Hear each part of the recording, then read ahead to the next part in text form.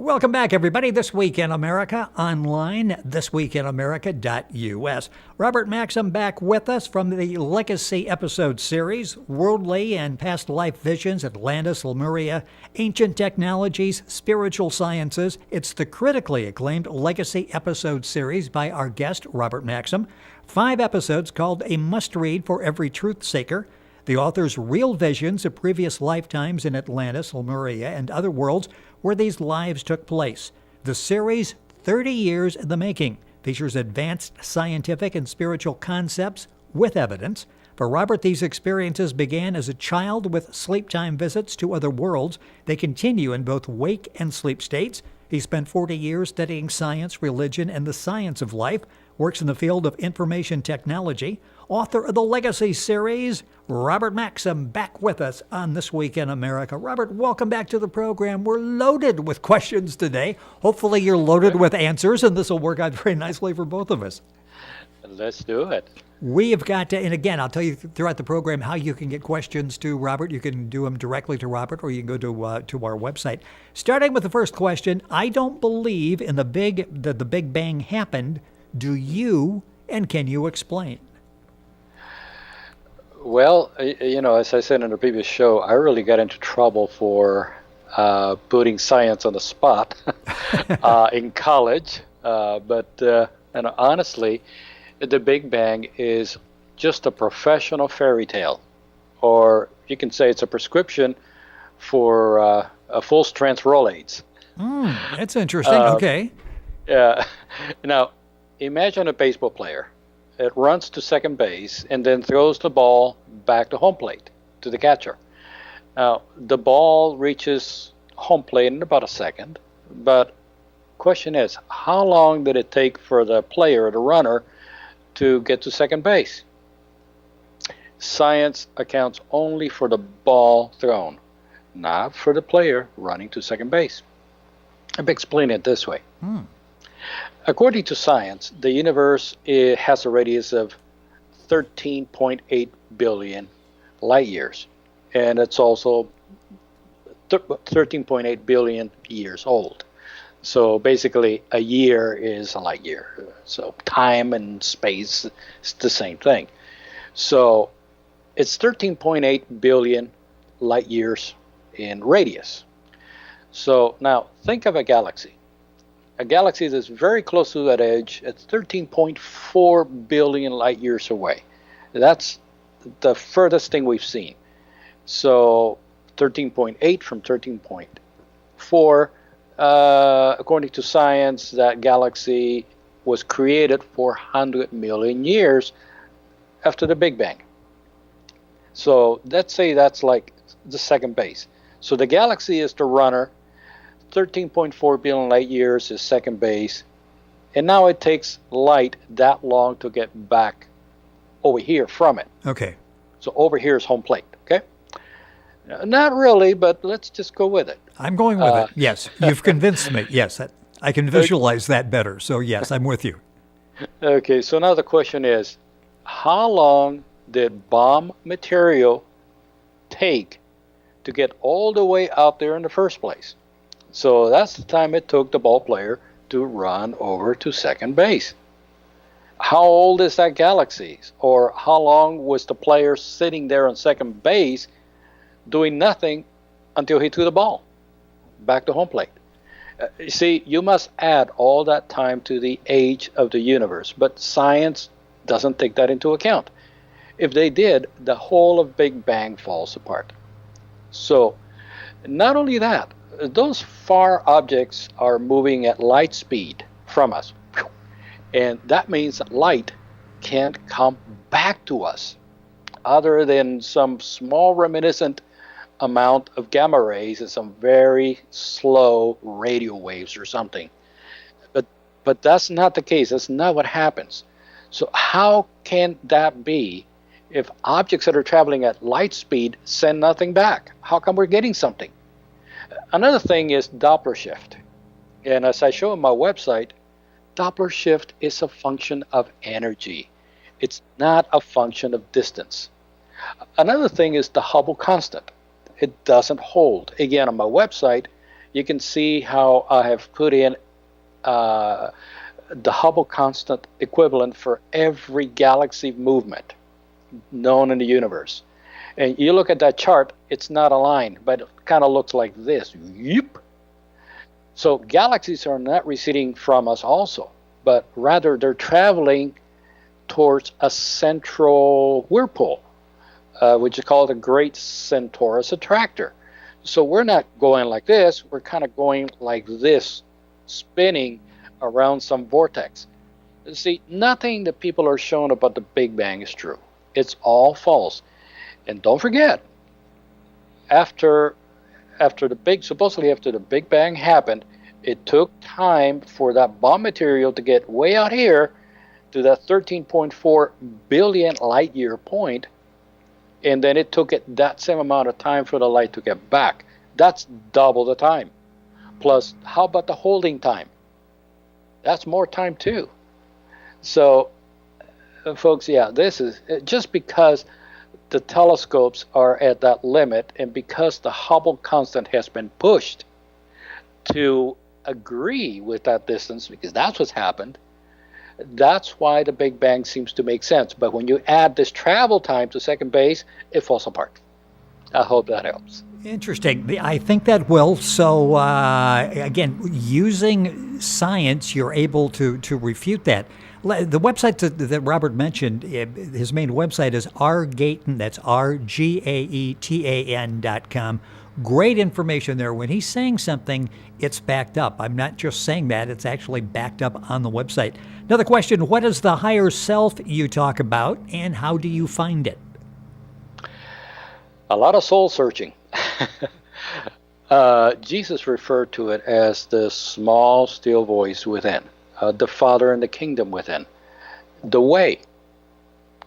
It's always with you, but fears and mundane desires silence it.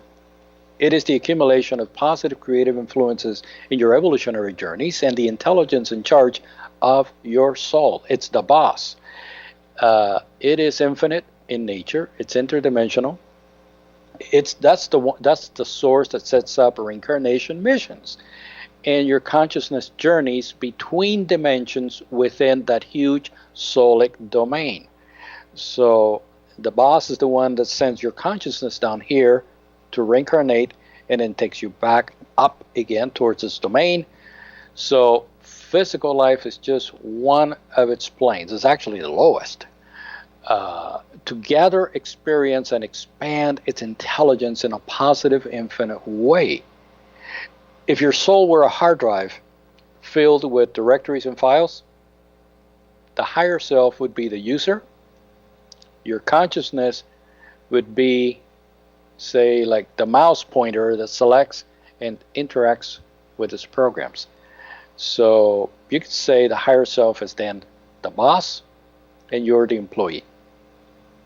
Interesting way to describe that. We had a question, and I think you might have just briefly touched on that. Let's see if we can elaborate for a second. How do we achieve the higher self? Once we establish what it is, how do we achieve it? How do we get there? Well, more like it achieves you. Okay. It's the real positive you, the positive collection of all your intelligence interactions as you evolved over time. Consciousness is merely the agent to sample experiences at various dimensional mental levels to feed its growth and regeneration. So yes, you have countless mental levels between here and the higher self. Countless. Your visions, your ideas, your emotions, your intuition, even astral travel and awareness after death. All of those mental levels of consciousness that are beneath the higher self. And all of them impact consciousness. So you could say that consciousness is like the main sensor. It's like the probe, like the Voyager probe out there taking photographs of different planets and probing what's out there. That's what you are. That's what you as your consciousness is. And the higher self is like Houston Mission Control, in a sense, running the show. Okay. Interesting. Robert Maxxim, our guest on the program, Legacy Series, information available at Robert's website. I'm going to do this one, then I'll give you all the information on how to contact us. Who judges the quality of one's life and rewards or punishes? Interesting. That is. Well, in reality, no one other than ourselves. Adhere to universal law, listen to the higher self, listen to the boss. Judgment is your proportional adherence to the law and to a higher self. People live and choose based on what they know. So judgment is relative to personal wisdom, not another observer. That's why I say don't interfere with people. Let them live. Don't judge them. But show them how to live. Show them your best. I had a contact in June of 1981 with other beings. And I was told to show others how to live. Now, the first thing that came to mind was, oh, I must know how to live. Wrong. I had to be my own first customer. I had to learn how to live. I have to continue to learn how to live. But my job is to listen to the higher self, and that therein is my reward. Practicing what I learn. And when I practice what I learn, then I am showing others how to live. Interesting. Robert Maxxim, our guest in the program. I hope that answers the question for the listener. If you have a question, you can submit them directly to Robert by going to his website, rgaetan, GAETAN.com. Or you can do it by going to our website, thisweekinamerica.us. Just give us your question, say it's for Robert, and we'll make sure that we get to these on a future program. Information on what Robert's talking about also at the website, unariansunited.com. These are not just websites with a little bit of information there. There is a wealth of information on both of those sites. New question, is the past always with us in our actions? I guess like a subconscious. Well, yes, indeed. Past and subconscious are pretty much the same thing. It's us, and with us always. Interesting. In whatever state we've tamed it. It's up to us to educate or polarize the energy therein with new, updated information. Think of it as a reclusive student. And your consciousness is the social worker sent in to try to tame that lower consciousness. So you have the lower self, which is the bad student or the problem child. Consciousness is the social worker or the tutor, right? Now, the lower self doesn't like school. It detests social workers, and it wants to embezzle you and the social worker with what it knows and what it likes. It doesn't like to follow rules. And it throws a fit when you prove it wrong. So each of us has a heck of a problem to deal with because we are all problem children. And the best way to prove that is when somebody hits the right nerve and you go off. Perfect example. Robert Maxxim with us on the program. Hope that answered the question. It's fascinating answers to these questions. It's interesting that the listeners are picking up on things that you've talked about and getting a little further explanation. This is interesting as well. How can we tell if what we think are our past lives are real or just our desire to want to believe? Ah, great. The listener is right on. We have to stop believing and start objectifying, because belief sets us off course. You see, you are your past, all of it, from 1,000,000 years ago to right now. It's all you. If you're with me so far, then consider that everything that you think, everything, is influenced by what you know. It's influenced by your past, right? Yes. But with one exception, the still small voice from the higher self when it does come through.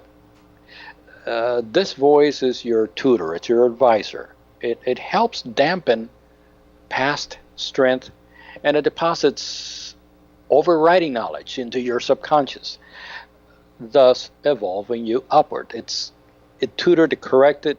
You pass the test, you move on. You will always have a past. That never changes. But your mission, if you decide to accept it, is to instruct your lower self from progressive and corrective behavior, correct misconceptions about creation, learn about universal law, and put it to practice. See, when you feel offended, which I'm sure happens in everybody's life more often than we want, myself included, the lower self is at that moment is fighting for its life, and that's why you feel that way. So whenever you feel like you've been offended or you're being challenged and you feel like defensive and then you want to get offensive, guess who's doing that? That's your lower self.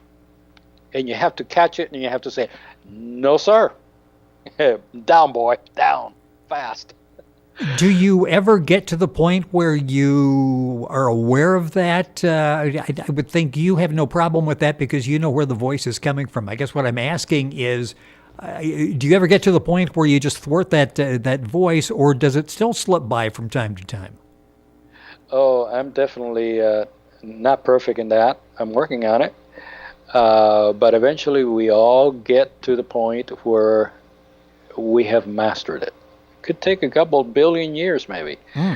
It's all up to how seriously you take this up. You have to be aware of every thought, and you have to be the tutor that says, that answer is incorrect. That answer is incorrect. And don't let the student get away with the wrong answer. Don't let the student get up and show the class the wrong answer. You must be a great tutor to tell that student, no, sit down, do it again. No, you will not say that wrong answer. You will learn the right answer. And don't forget, correction is the proportional measure of sincerity. Let me repeat that again. Correction is the proportional measure of sincerity. So in those situations where you feel threatened and you feel offended, that somebody's gonna hurt you or take your money or accuse you falsely or correctly, whatever, and you feel like, oh no, this can happen, it's going to ruin my life or whatever. When you feel that way, you better be aware of it. You better know. And perhaps you do need to correct the situation, but at least if you're aware that your lower self is sparking up and trying to defend itself, if you're aware of that, then you can deal with it and apply the positive answer to that situation. Another question, how do we know this is not our first life? We've talked a lot about past lives and how we deal with that.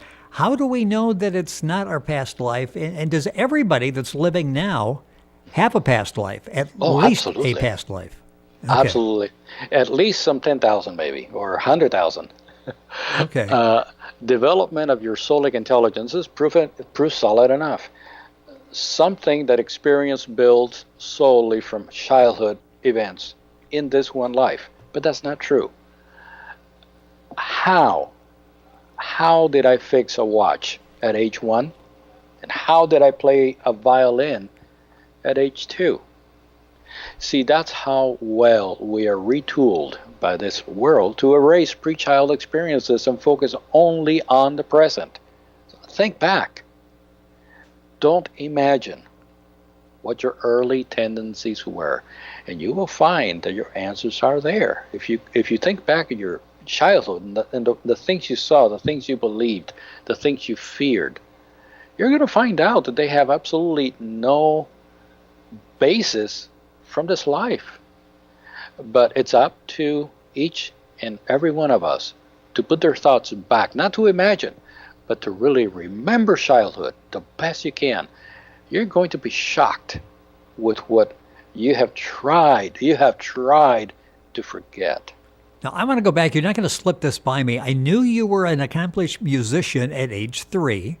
Fixed a watch at 1. Was that just something you pulled out of the air, or was that autobiographical in the statement you just made? It is fact. My dad had given up. Have you seen those old-fashioned round watches that people used to have? Sure. People would put in their pocket.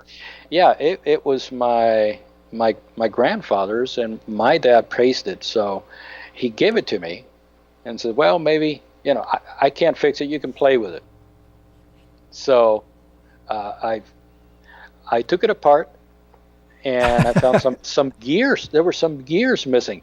So I memorized the size of the gear, and I went around and I saw another gear, a couple of gears, and I adjusted them. I kind of bend them a little bit, put them in, tried different gears, put them in, wound it up and running. At age 1? Age 1. And gave it back to your dad and said, I fixed it, you play with it. So that's wow, right. That's a fascinating story here. Moving right along, I knew the musicianship at age 3, but I never heard the story at age 1. That's amazing. I love this question. Is the purpose of reincarnation to give us opportunities to get it right and then be able to enter heaven? I love this. Yes. Okay, now we're getting somewhere. Yes. See, getting it right means living universal law and meaning it. When it becomes part of your routine, not just faking it to get a heaven pass, but this is how you are, that you're getting closer to that heavenly realm. You're now acting heavenly, not because you want a free pass up there, because they have better tasting mangoes up there. No. It's because you're in love with it. It's part of you now. Our mission here is to pass on this wisdom that was learned in higher dimensions to the lower self until it can evolve out of this plane. Your true soul, this might be a little hard to conceive, your true soul, your higher self, is already up there. And it sent you down here because there's business that needs to be taken care of. But someday your consciousness will not have to come back down here again if you do good enough job at tutoring. And don't forget that upon death, guess where you go? Yep. Motioning upward there. And well, that ties into the next question, sort of. I didn't mean to cut you off. Do you have more on answering that? No, we'll just transition into the next one, which I think ties into that. After death, are you immediately reborn? If not, what happens to you? Well, some people are. Others do take longer. Our time here is not the same as interdimensional time. In between lives, you're learning on astral planes, like I just mentioned, and preparing for your next mission, whenever conditions are right for it. But time on these inner dimensions, I had an experience in Venus where I spent 100 years, but yet only 2 hours of Earth time transitioned. So how much time you transpire in the physical before you come back, it all depends on associations you must make with the people you're born into and when others are going to be born, so you can work out and resolve certain karmic conditions. So timing is everything. And this timing for your mission is coordinated amongst various souls. It could take a couple of hours, could take a couple of years. It all depends on the conditions. Robert Maxxim, our guest on the program. That's Maxxim. He's the author of the critically acclaimed Legacy episode series. Information, of course, at Amazon. It's autobiographical. It's fascinating reading. It's a great story. And as you're reading it, you need to remember these are things that actually occurred during the lifetimes of Robert. His website is rgaetan, GAETAN.com. Information there on a whole bunch of things, including the Legacy series. New question from a listener. Are there lessons we can learn when we have near-death experiences? Oh, yeah. Each night, in fact, we have what I could call a miniature NDE or near death experience. We clutter these experiences with lower emotions and reason that we can't recall them. We can't recall what we did last night, in a matter of speaking. So there again, there's that lower self trying to block the tutor so that not even at night you can remember. But when you sleep, you're basically, your consciousness is floating between your lower self and your higher self. So that's kind of like an NDE. Interesting. So you're saying basically nightly we have many near-death experiences. Yes, or even when you take a nap. Okay, that's Yeah, something to keep in mind. yes, yes. Next question: does your soul evolve? Around the clock, up and down, sideways and crossways. The purpose of evolution is to coach your lower nature out of this planet, then eventually this dimension. So yeah, evolution is constantly happening. Robert Maxxim, rgayton.com, the website. We'd love to have your question. You can submit it directly to Robert or go to our website, thisweekinamerica.us. When we reincarnate, is that life pre-planned? Yes, pretty much like I just mentioned a little while ago. And glad to see that the listener sees it that way. It's very important that people realize that. The plan is, what will you teach your ego next? And that is the pre-planning that you do. What did you learn upstairs that you need to bring downstairs? Are we just impacted by our most recent life of a past life of a combination of all past lives? I think it should be or. Are we just impacted by our most recent life or a combination of our past lives?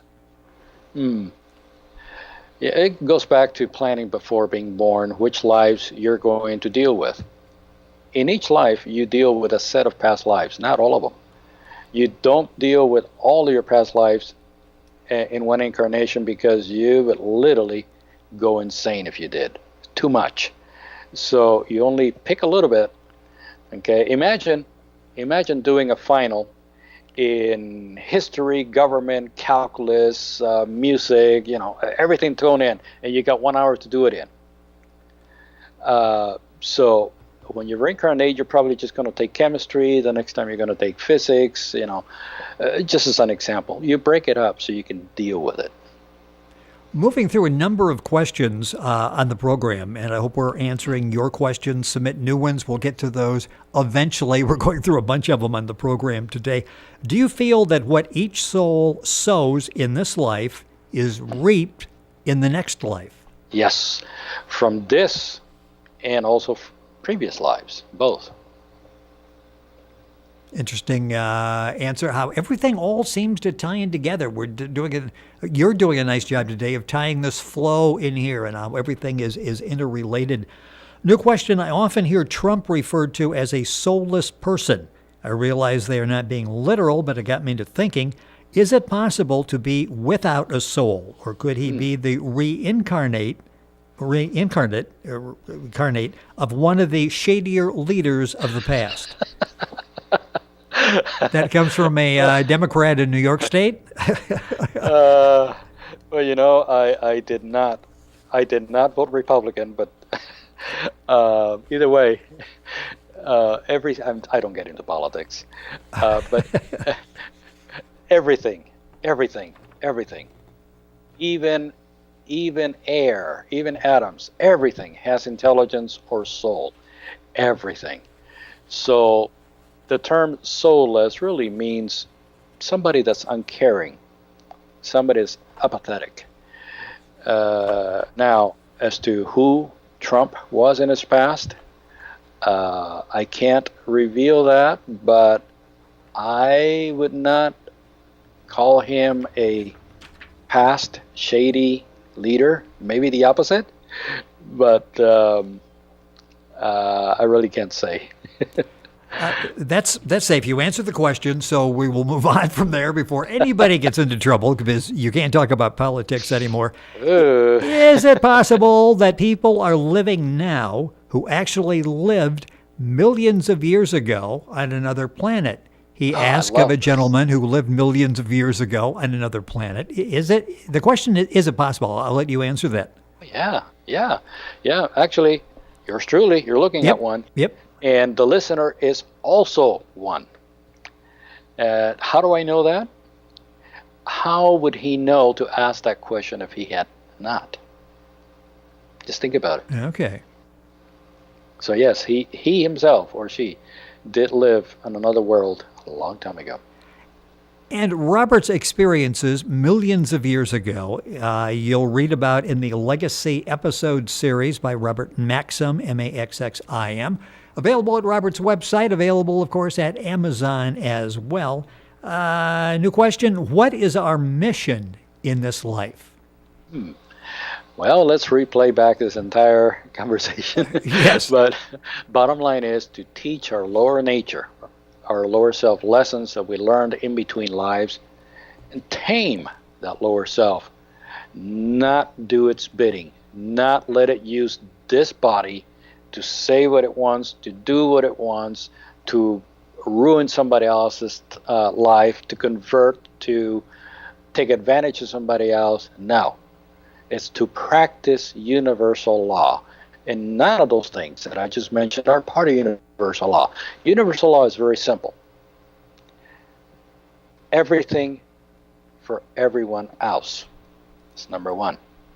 Number two, serve the elements. You can find the answer to everything else based on those two things. Number one, everything for everyone else, nothing for you. Number two, serve the elements. Don't serve yourself. Therein is the entirety of infinite wisdom. This is a question you've answered part of this, explained what a soul is. You've talked about that, but then the follow-up to that from this listener is, can we change it? Oh yeah, it changes every trillionth of a second, if not sooner. Imagine that the soul. Imagine that the soul is a conglomerate of countless consciousness levels, like pancakes, one stacked on top of the other, or like floors in a sky-rise building. Your physical lower self is the basement, underground parking, Okay. the sewage, the sewer. When you die, you get pulled out of the sewer, and your consciousness integrates into one of those higher conscious levels. All these conscious levels are alive all at once. Yes, they are alive all at once. So you have multiple levels of yourself that are actively aware, actively alive, intelligent. They are you living separately from your physical conscious mind. You don't notice them, but they are, shall we say, your sixth sense, ideas, a still small voice, inspiration, etc. And all of them are made of infinite creative energy that you adopted through your lifetimes.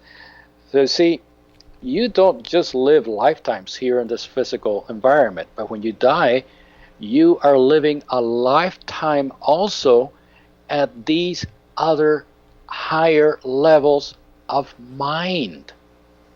Okay, it's like, let's say that let's say the city of Phoenix, Arizona. Okay, let's say that there's 10 million homes in Phoenix. Let's say that nobody lives in those homes except you. So you might, I'm very familiar with Phoenix, so that's why I say that. Okay, yes, So yes. let's say that you are living at one moment in your house in Apache Junction. Then you leave and you live in Mesa, your home in Mesa.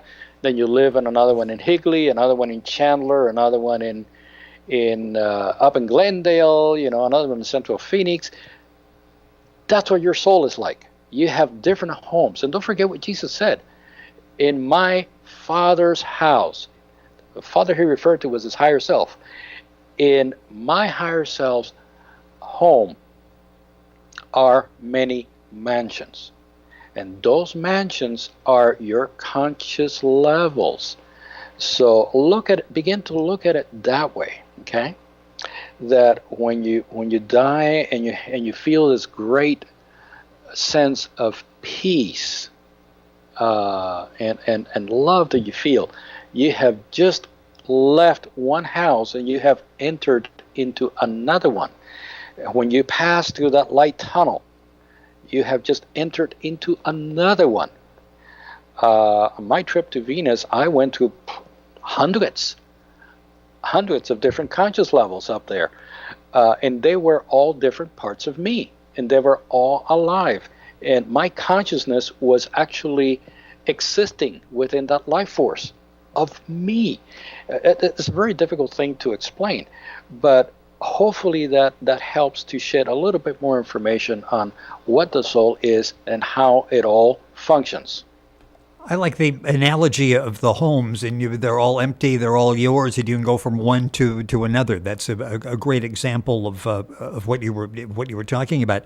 Where does life come from? Ask another listener. How Can did we it? cut? I'm sorry. Can we cut for a second? I had somebody come into the room. Yes. I'm doing a radio interview. Listener has a question. Interesting. Where does life come from? How did it begin for each of us? And who determines when and how we return in another body? A lot in that question. Yeah. We can get some information from the previous answer, but again, life comes from intelligent creative energy, which is everything. It's atoms, thoughts, dimensions, everything.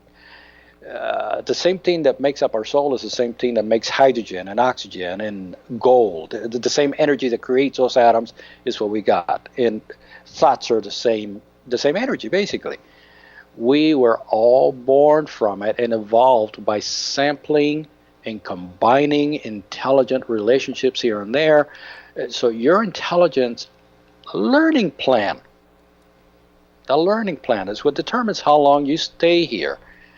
And unless something drastic happens that takes your life from it short, and how long you will have to wait to get back. This happens until you, domesticate your lower nature, your basement, and then you're compatible with higher evolved worlds. So you can take this consciousness out of here, and you never have to come back. You're listening to This Week in America, watching quite possibly This Week in America. Our guest is Robert Maxxim. We will take your questions on future programs. You can write directly to Robert at his website, rgaetan, GAETAN.com, or go to our website, thisweekinamerica.us, do the comments, and submit your question for Robert. Rapidly running out of time, a couple more questions probably. Why do these creatures who are apparently visiting us not make themselves known? And do they feel that we could handle it or not? Our behavior threatens them, believe it or not. That's why they stay away, just as you would if you approached a lion's den. You wouldn't jump in, would you? No. They test us, but we fail. That's why they don't stop in. It's not that we're going to panic, no. It's because we are going to attack them. Either with our hands or with our thoughts.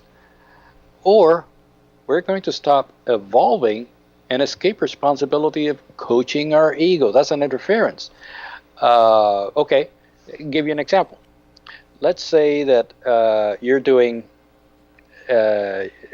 schoolwork, and this very beautiful young lady walks in front of you, and you put your homework down and you start watching that beautiful lady that walked by and admiring her beauty. You took your focus out of your work. You were interrupted. Well, this is what some of these contacts can do. If you're not ready for contact, you will take your eyes off of what you're supposed to be doing with yourself and your mission. You're going to take off on this escape mechanism, thinking about, oh, how wonderful it would be to be with these beings and imagine their planets. I would live like a king, whatever. I mean, that's why they can't approach. So besides, think of the impact that this would have to the political, civil, religious, scientific establishments. Yes. Now, as a kid, when I saw Grandma, I got so excited because Grandma was not as strict as a mom. And I felt that I could get away with just about anything. that mom didn't allow. So you think, do you think for a second that seeing aliens is like visiting grandma? Think again. You have no idea how strict they are. And until we conquer that ego in our establishments, humble down the politicians, religions, and open up, it's going to be a no-go. Next question ties into that. I've seen a number of recent news stories on the military encountering UFOs. In December, the Defense Department released several videos of encounters between Navy jets and unidentified craft. In one video, it appeared that the craft was part of a fleet. Other similar videos and stories have also been in the news. Your thoughts, please. Could these be from other planets? Oh, yes. Matter of fact, I posted these videos. Yes. These video links on my website. So I encourage the listener to go to my website, the Science tab, and then visit the write-up titled Bible and UFOs. I have several, not just from Earth, but from the moon, Mars, and Saturn. Also, go to the Evidence tab and have fun there. I have Peruvian friends that actually have sightings on demand, and they actually invite the media, the press, and they film them live. So actually, Rick, if you think it would be appropriate and there is sufficient time, or we can leave it for next time, I can share my screen and show some of these pictures to our listeners. We've got a few minutes. Do you want to do it now or hold it off until next time? Let's go ahead and do it next time. Okay. It might... In fact, sorry, listeners. We'll do it next time. Let's start with that the next time with the pictures. Time always goes by so quickly, and that's certainly the case today. Let me close with this question, and then we'll open with the pictures the next time. How advanced are their spacecraft? Are they more advanced than we can understand? And you are a man of science. Can you understand their craft? Well, yeah, but try explaining an iPod to a chicken. Okay. That's a comparison I can make. In Legacy, I provide some technical information on how these craft work and how they're built. That's a most basic explanation, but flight logistics and energy mitigation in both air and space, I also describe that on my website, but that's just for beginners. I am definitely not as technically as advanced as our brothers are. Just know a little bit, but you can saturate your taste for technology. If you read Legacy, you will find that information there and also on the website. And the website is rgaetan, that's GAETAN.com. You can log on directly by going to our website, thisweekinamerica.us. Another website that is really of value is unariansunited.com. Robert will be back soon. We'll open up and talk about some of the pictures we didn't get a chance to get to today. We will take remaining questions, new questions coming in. If you go to Robert's website and submit a question, we will answer that on the air. If you go to our website, thisweekinamerica.us, and submit a question, we will do the same. Robert, the time really flies by. A lot of great information, a lot of substance to the program today to you with your questions and answers. Thank you once again for being with us on the program. We look forward to having you back, and we'll do the slideshow. So if you're not watching the video version of this on YouTube, you'll want to make a point to do that for the next episode, because we'll have some very compelling video with Robert doing the narration on it. Robert, thank you so much for being with us on the program. We will see you next time. My pleasure. Thank you. You're listening to This Week in America online, thisweekinamerica.us. Legacy series available at Amazon, at Robert's website. Link on directly by going to our website, thisweekinamerica.us.